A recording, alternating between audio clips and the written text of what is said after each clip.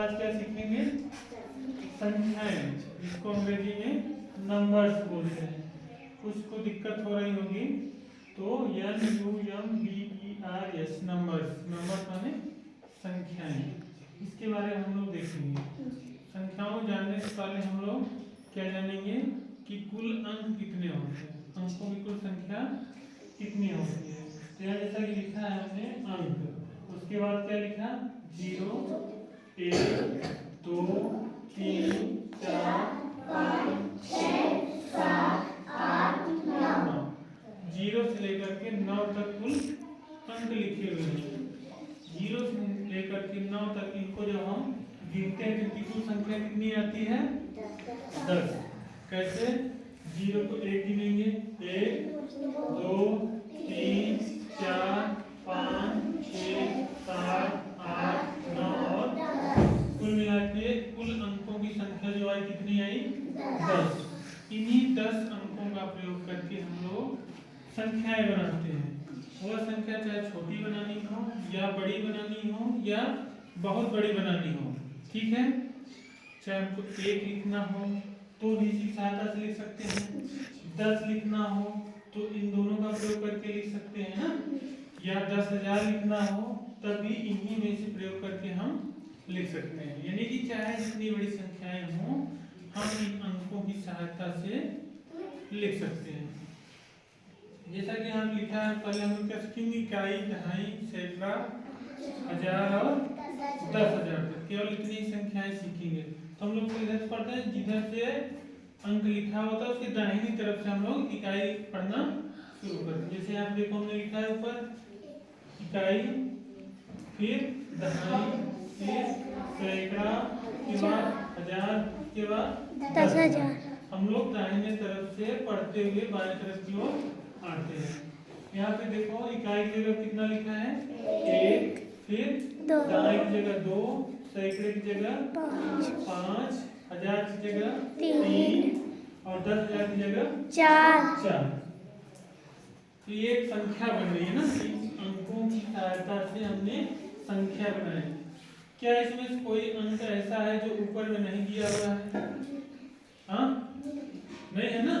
जो भी हमने यहाँ पे संख्याएं लिखी हैं वो इन ऊपर लिखी हुई अंकों में से ही नीचे लिखा हुआ है।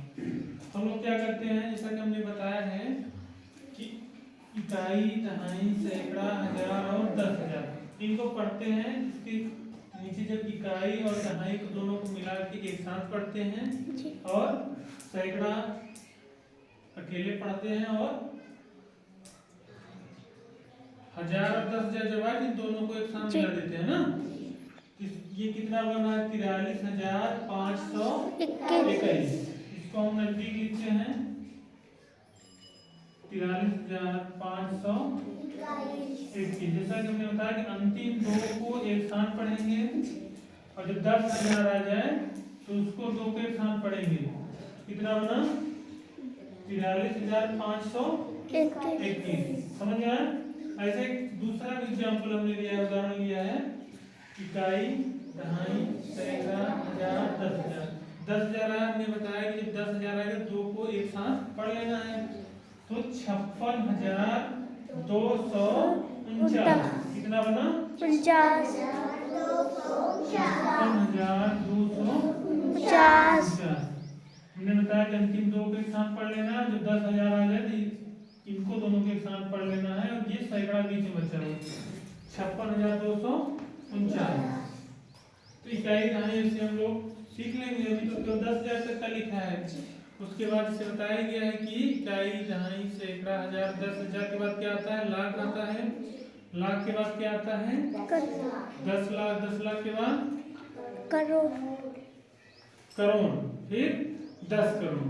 ठीक है, हमको लाख तक की संख्याएं भी सीखनी है। उसके बाद फिर धीरे धीरे हम आगे सीखेंगे। जब हम संख्याएं सीख लेंगे, इसको पढ़ लेंगे, तो फिर हमको ये भी जानना है कि सबसे छोटी संख्या कौन सी होती है, सबसे बड़ी कौन सी होती है ना। तो जैसे कि हमने यहाँ पे लिख दिया है, एक अंक की सबसे छोटी संख्या कितना है? 1। एक अंक का मतलब समझा? ये 1 लिखा हुआ अकेले। अगर इसी को हम ऐसे कर देते, यहाँ कितने अंक हो गए? 2।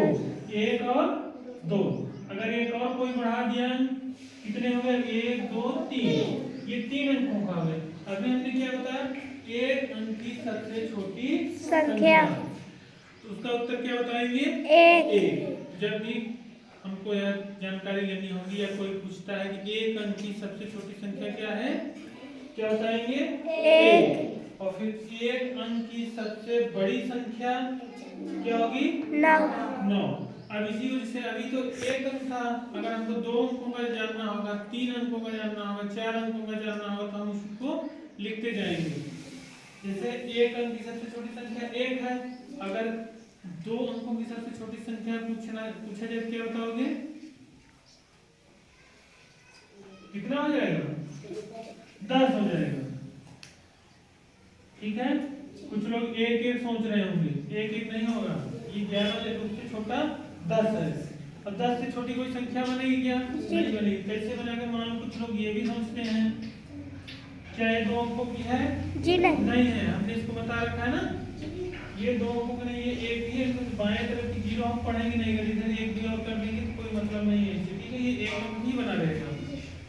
तो हमने सीखा कि एक अंक की सबसे छोटी संख्या 1 और एक अंक की सबसे बड़ी संख्या 9, और इकाई दहाई पढ़ना हमने सीख लिया।